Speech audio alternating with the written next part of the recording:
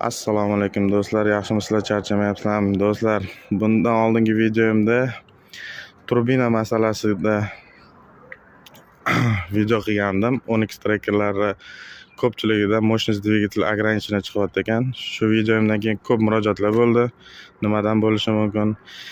Nimadan bo'lishi mumkinni o'zim bilgan ma'lumotlarni hammasini sanab o'taman. Birinchi очередь probegilarga ko'rasizlar. Probegilar ko'p bo'lmasa, hech narsa qo'ydirmagan bo'lsanglar, faqat LED qo'ygan bo'lsa, faqat kechqurun mощность двигатель ограничение chiqayotgan bo'lsa, ahamiyat bering. Faqat fara yoqqaningizda mощность двигатель ограничение chiqayotgan bo'lsa, birinchi очередь LEDni olib tashlaysiz.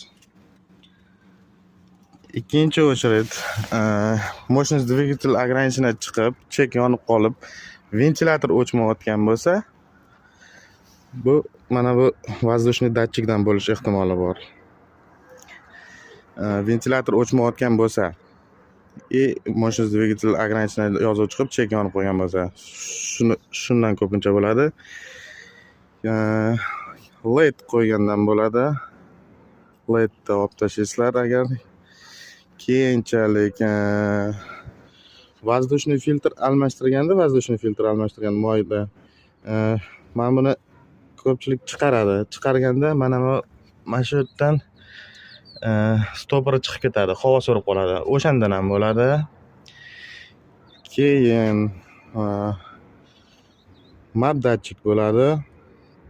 Map datchikdan bo'ladi. Keyin tagida intercooler degan radiatori bor, turbinani охлаждение qilib turadi.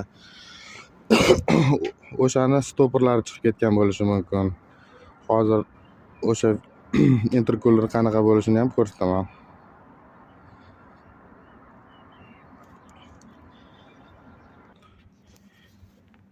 Intercooler ko'rinishi bu mashina stoper bo'ladi, trubka kelgan bo'ladi. O'sha stoperlar ham chiqib ketgan bo'lishi mumkin. O'sha joylarga ham ahamiyat berasizlar. Va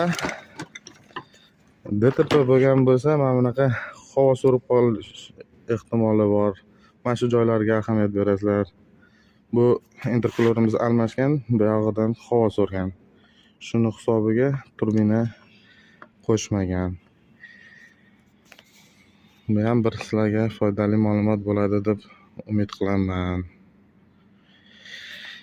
Eng to'g'ri variant diagnostikaga olib borasiz. Birinchi diagnostikaga olib borsangiz, ishlaringiz hal bo'ladi.